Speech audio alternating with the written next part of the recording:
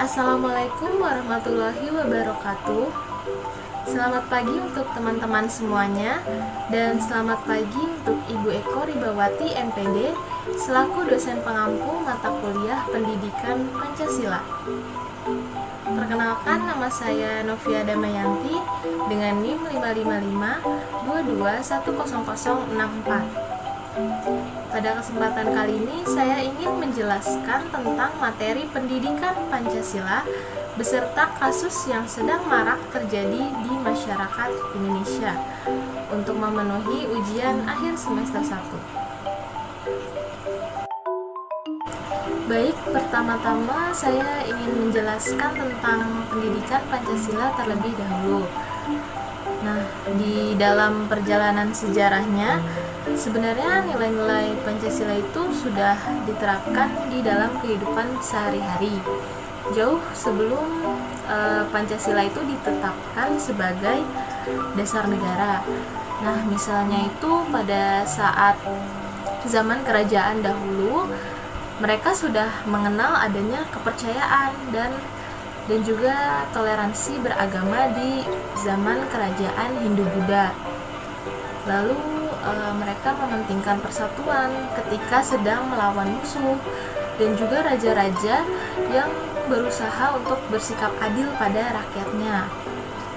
Bukan hanya pada zaman kerajaan saja ya, tetapi juga pada masa perjuangan kemerdekaan, nilai-nilai Pancasila itu sudah ada dan diterapkan untuk merebut kemerdekaan bangsa Indonesia.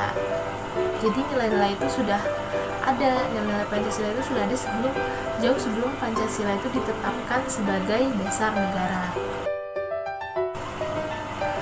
Karena nilai-nilai Pancasila sudah ada sejak zaman dahulu kala, tugas kita sebagai generasi penerus bangsa adalah melestarikan nilai-nilai Pancasila dengan menerapkannya di dalam kehidupan sehari-hari.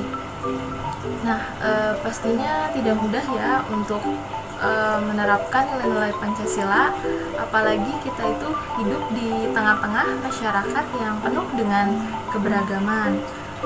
Untuk itu, di setiap sekolah-sekolah maupun di perguruan tinggi sekarang sudah ada mata pelajaran atau mata kuliah pendidikan Pancasila.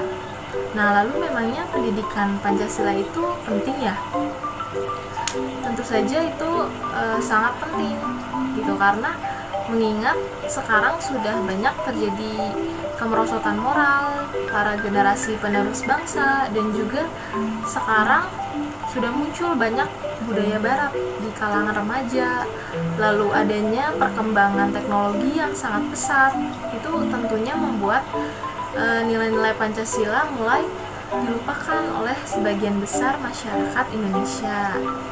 Makanya pendidikan Pancasila itu sangat penting agar kita semua selalu bisa menerapkan Pancasila itu di dalam kehidupan sehari-hari.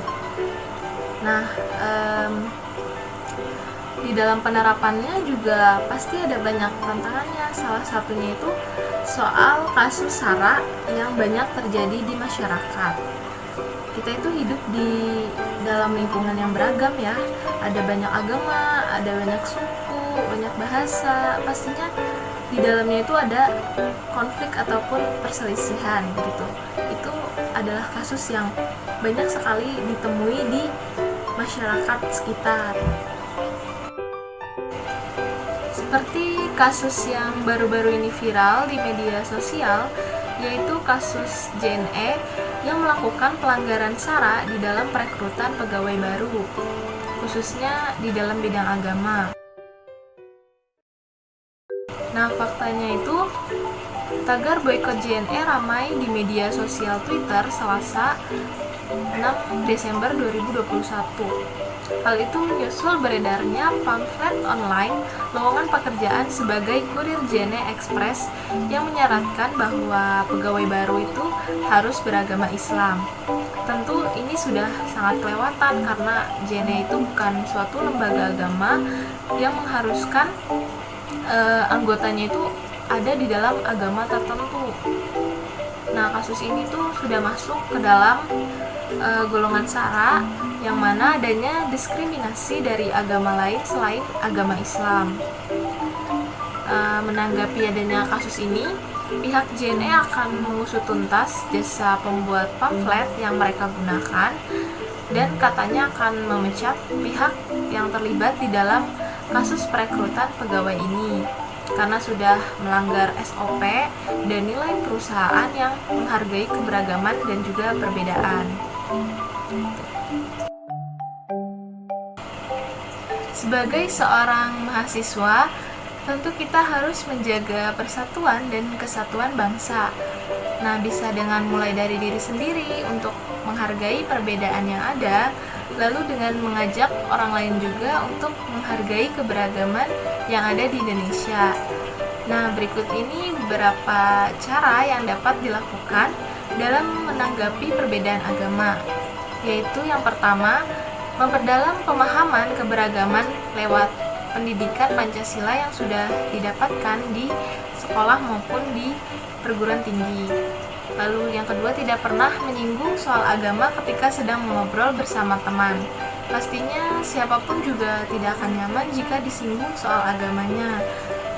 Untuk itu, jika terlibat di dalam obrolan, sebaiknya hindari topik pembicaraan soal agama karena itu sudah menyangkut ranah kehidupan pribadi seseorang. Lalu yang terakhir, bisa dengan melakukan kegiatan sosial dengan melibatkan orang yang berbeda agama. Nah, kalau di dalam kegiatan sosial, melaksanakan kegiatan sosial, misalnya itu kayak kegiatan amal, tentu ada rasa solidaritas yang tinggi satu sama lain, sehingga cara ini mungkin efektif untuk menyatukan segala perbedaan yang ada gitu. Mungkin sekian materi yang dapat saya sampaikan. Kurang dan lebihnya mohon dimaafkan.